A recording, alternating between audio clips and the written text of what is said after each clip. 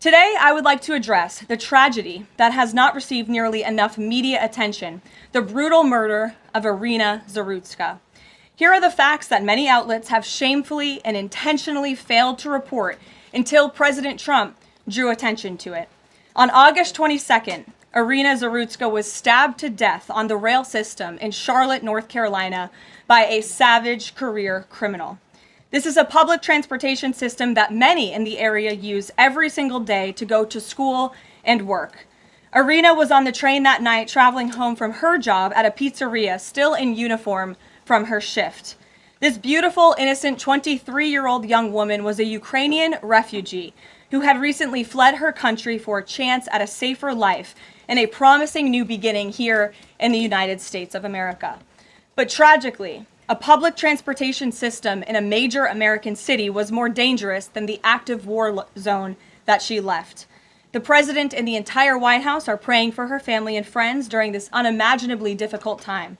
But while we extend our thoughts and prayers, we must also seek justice for this crime and call attention to this heinous incident.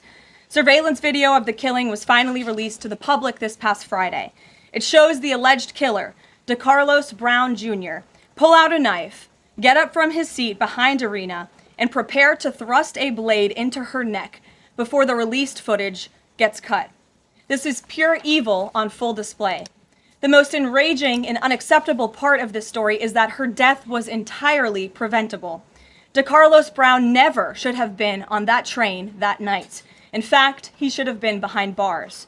DeCarlos Brown has been charged with crimes no fewer than 14 times, dating back to 2011, including for armed robbery, felony larceny, breaking and entering, and shoplifting. Brown had previously served 5 years in prison for a robbery with a deadly weapon charge, and he had also forfeited bonds 3 different times, twice in 2014 and once in 2023. Despite all of this past documented criminal history, when Brown was arrested yet again in January of this past year, a Democrat judge, I will add was a strong supporter of former Vice President Kamala Harris, released this insane criminal once again without requiring him to pay any bail. He simply had to sign a written promise to return for his court hearing. Think about how crazy it is to ask a career criminal, someone who by definition repeatedly breaks the law, to just sign a written promise and come back again another day. This is madness. This monster should have been locked up, and Irina should still be alive. But Democrat politicians, liberal judges, and weak prosecutors would rather virtue signal than lock up criminals and protect their communities.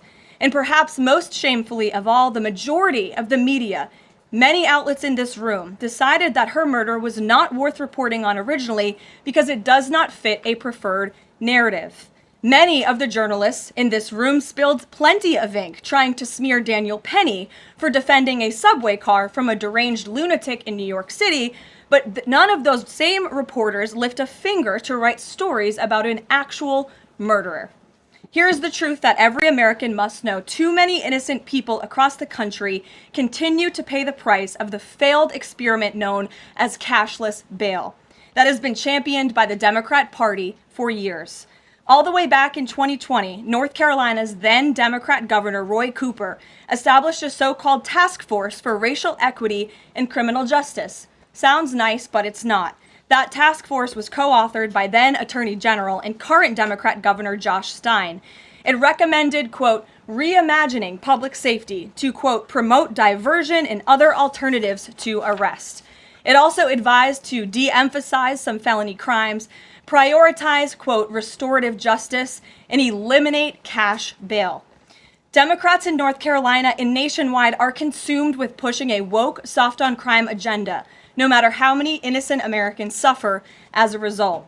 Instead of aggressively prosecuting and locking up violent criminals, the Democrat-backed cashless bail approach lets these criminals roam free in our country to offend again and again. These reckless policies have turned too many of American cities into hunting grounds for career criminals who mock our justice system, drain law enforcement resources, and wreak havoc on law-abiding citizens. Enough is enough, and that is why President Trump is doing everything in his power by taking action to undo these absurd policies.